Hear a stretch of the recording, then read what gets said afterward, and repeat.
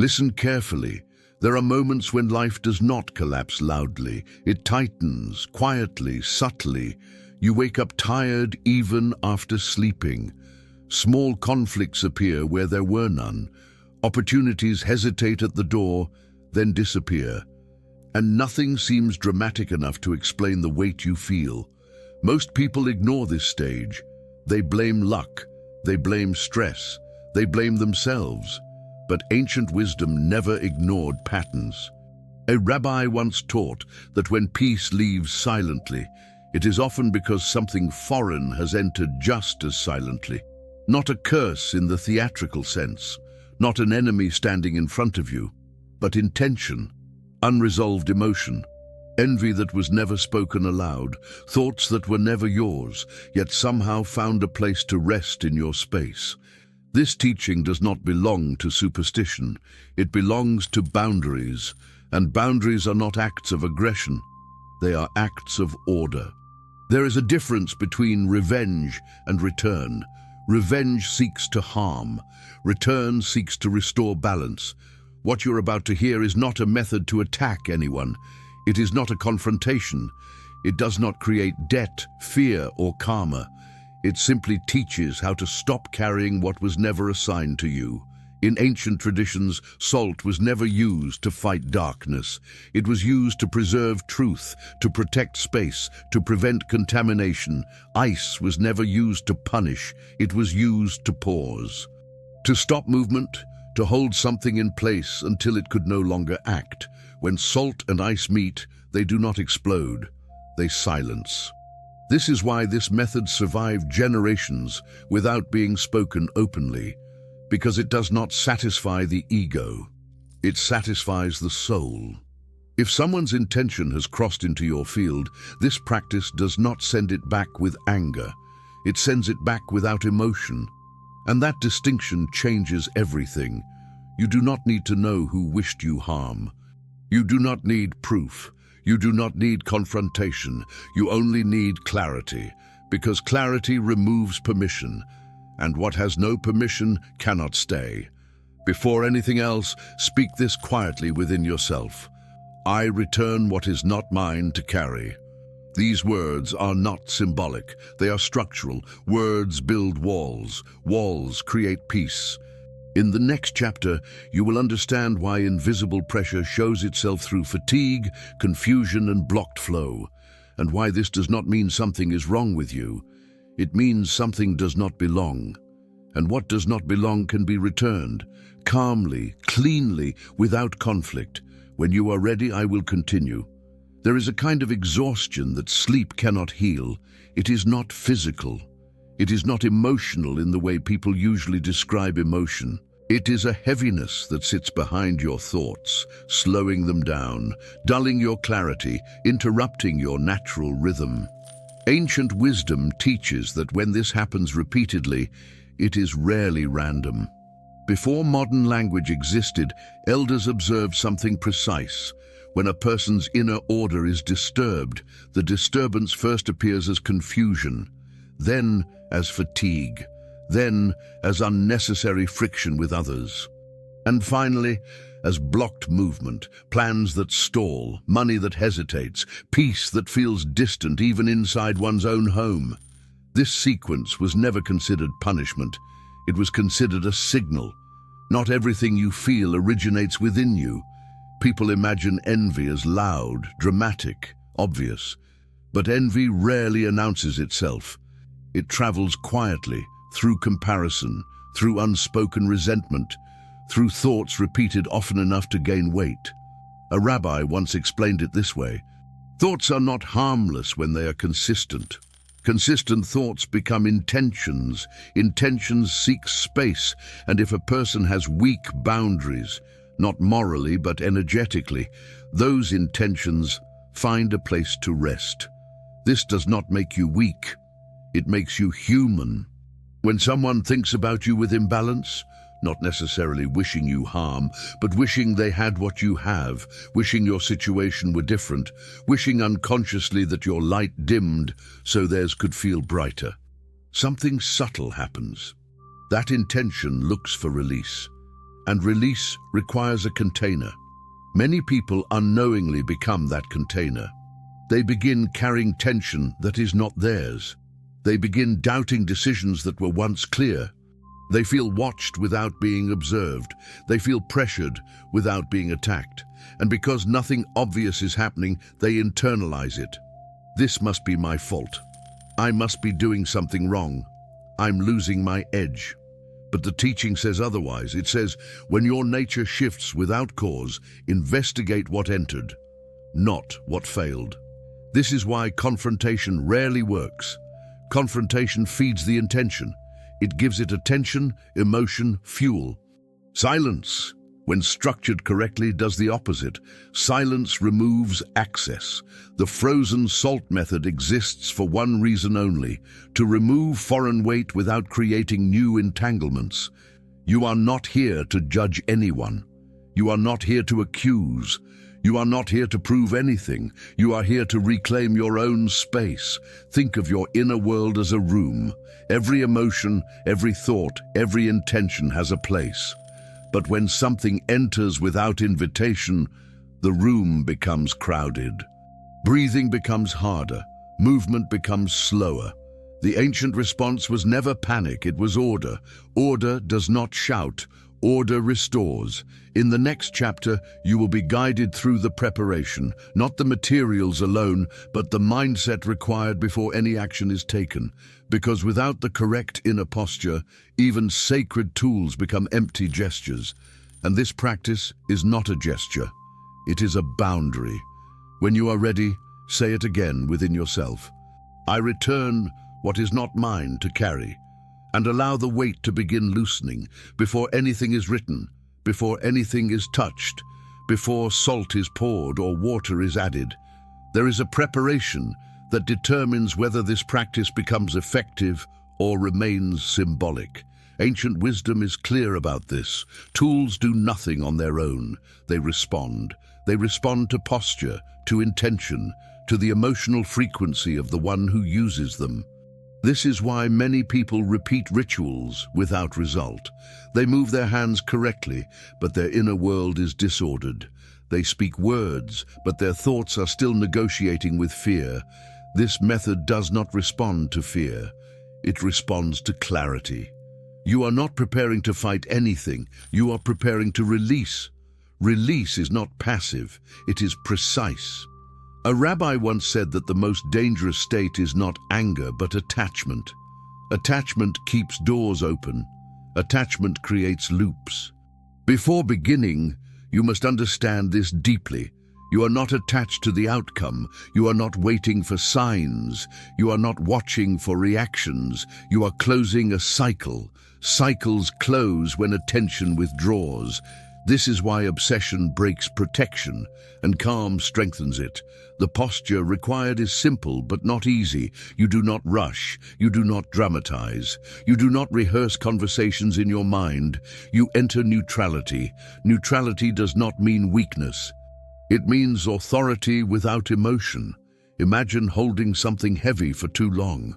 Your hands are tired, but you are still gripping it out of habit. The moment you decide to release, the muscles relax on their own. That decision comes before the release. This is the posture. You acknowledge, without naming names, that something foreign has been carried. You do not blame. You do not analyze. You simply recognize. Recognition removes confusion. Confusion feeds intrusion. This is why the words spoken later are short, balanced, without accusation. Long explanations create negotiation. Negotiation keeps doors open. Silence, paired with structure, closes them. Before proceeding, you must also understand what this method does not do. It does not punish. It does not harm. It does not bind anyone. It returns ownership. What was sent without permission is sent back without hostility. This distinction matters, because intention follows tone. If your tone carries anger, the cycle continues. If your tone carries clarity, the cycle ends. Many ancient teachings warn against emotional excess during moments of correction. Correction is surgical. clean, exact. This is why salt is used. Salt absorbs without judgment. It preserves without reacting, and this is why ice is used. Ice pauses movement. It prevents spread. It stops escalation. But neither works if the one using them is internally agitated. So before anything else, you pause. You breathe. You remember that nothing has power over you unless it is invited, and invitation can be withdrawn. Say this internally, without force. I am not returning anger. I am returning responsibility. This sentence aligns the posture. Once this alignment is present, the physical steps become natural, effortless, almost obvious. In the next chapter, the actions will be explained, slowly, clearly, without mystery. And you will understand why each step exists, not as tradition but as logic. For now, remain here, still, clear, unattached. The cycle has already begun to close. Now the action begins, not as a ritual of force, but as an act of structure. Everything in this method exists for one reason: to give form to a decision that has already been made. Nothing here is dramatic. Nothing is rushed, because speed belongs to fear, and this work does not. You begin by acknowledging the situation in neutral language. Not the person, not the story you tell yourself, not the emotions that followed, only the fact that something entered your space and disrupted balance. Ancient teachings emphasize neutrality, because neutrality removes hooks. Hooks are created by names, by labels, by accusations. You are not here to replay history. You are here to end it. When you write symptoms, not narratives. You write what appeared after the imbalance entered. Confusion, tension, blocked movement, unusual fatigue, unexplained friction. This keeps the focus where it belongs, on effect, not blame. Blame feeds continuation. Clarity feeds closure. As the paper folds, something subtle but important occurs. Folding is not a gesture of hiding, it is a gesture of completion. Ancient cultures understood that repetition creates finality. This is why cycles are marked by specific numbers. Not because numbers are magical, but because the mind recognizes pattern. 3 folds signal an end. Not a pause, not a delay, an end. At this stage, you are not hoping for change. Hope implies uncertainty. You are confirming a decision. Salt then surrounds what was written, not sprinkled, not partially applied, surrounded. This is containment. Containment does not fight, it isolates. Salt absorbs excess. It does not discriminate, it does not argue, it simply pulls. This is why salt has always been associated with covenant and protection, not as symbolism, but as function.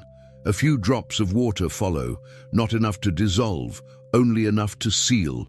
Water binds, it completes contact. Too much water spreads, too little leaves gaps. Balance is precise. Then comes the most important moment, the moment many misunderstand. The words spoken are not commands, they are confirmations. You are not asking the universe to act. You are informing it of what has already changed. What was sent with imbalance, I return without hate. What does not belong to me leaves my space in peace. There is no urgency in these words. Urgency weakens authority. There is no emotion. Emotion binds.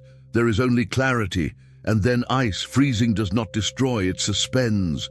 Suspension removes influence. What is frozen cannot move. What cannot move cannot interfere. The freezer becomes a boundary, not a prison.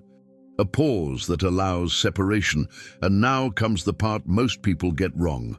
Once frozen, attention must withdraw, checking, wondering, waiting for signs. These reopen pathways.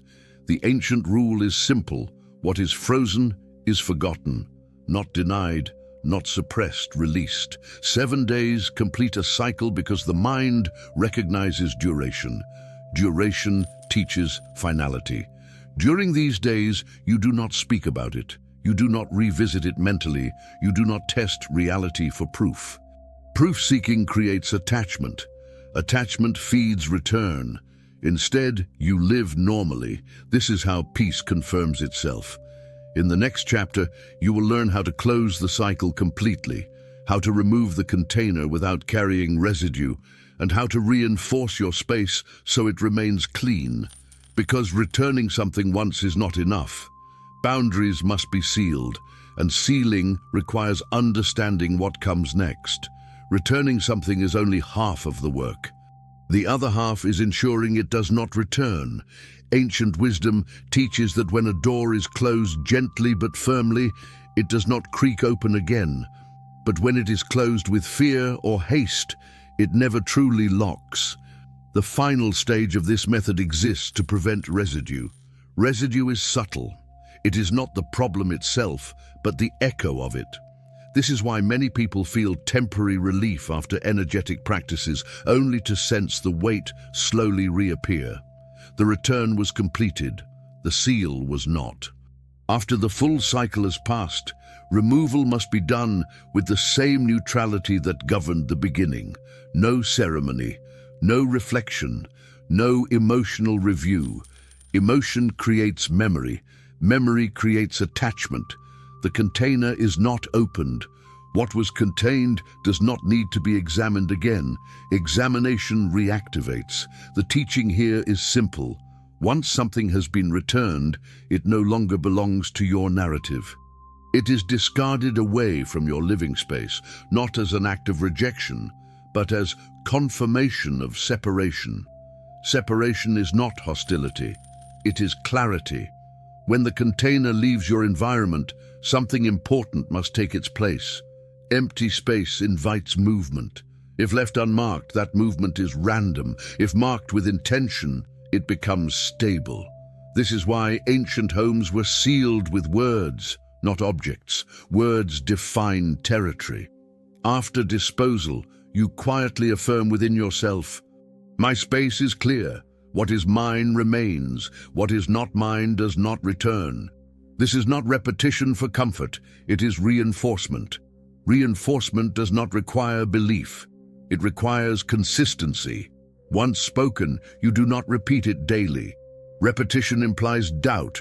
One clear statement, fully meant, is enough. Now comes the part many overlook. Protection is not built by constant defense. It is built by proper order.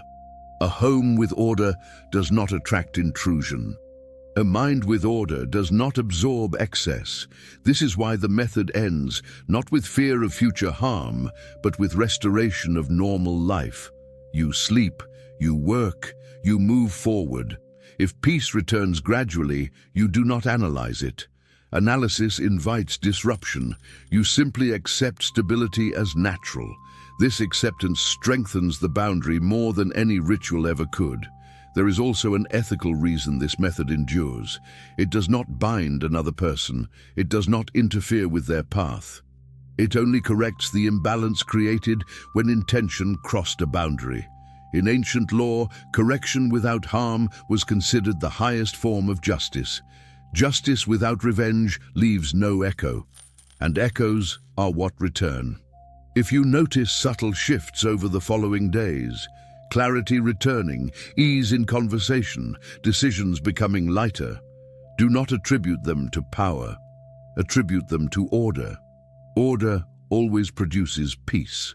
In the final chapter, you will be guided into integration, how to move forward without reopening cycles, and how this clearing creates space for prosperity, not as a reward, but as a natural consequence.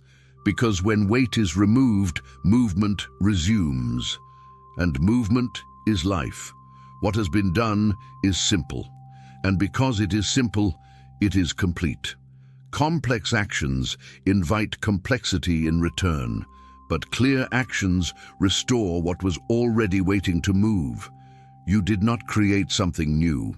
You removed what was in the way. This distinction matters. Many people seek protection as if danger were the natural state of life. Ancient wisdom teaches the opposite. Order is natural. Flow is natural. Peace is the default when nothing interferes. What you experienced before was not a failure of strength. It was an accumulation of weight that was never meant to be carried. Now that the weight has been returned, something subtle begins to happen. Movement resumes, not suddenly, not dramatically, but steadily. Decisions feel lighter, rest becomes deeper, small obstacles dissolve without effort. This is not magic, it is alignment. When boundaries are restored, life no longer wastes energy compensating for intrusion. Prosperity, in its true sense, is not about accumulation. It is about circulation. Money circulates when clarity exists. Opportunities circulate when confusion leaves. Peace circulates when space is respected. This is why ancient teachings always place protection before blessing. Blessing cannot rest where boundaries are weak. Now, understand this clearly. You do not need to repeat this method often. Repetition implies instability. A strong boundary does not require constant reinforcement. It requires correct posture and a decisive moment. If, in the future, you sense pressure again, do not rush to act. First observe. Is your attention scattered? Are you carrying concerns that are not yours? Have you reopened emotional conversations internally? Often, intrusion does not return. Attachment does. Awareness prevents that.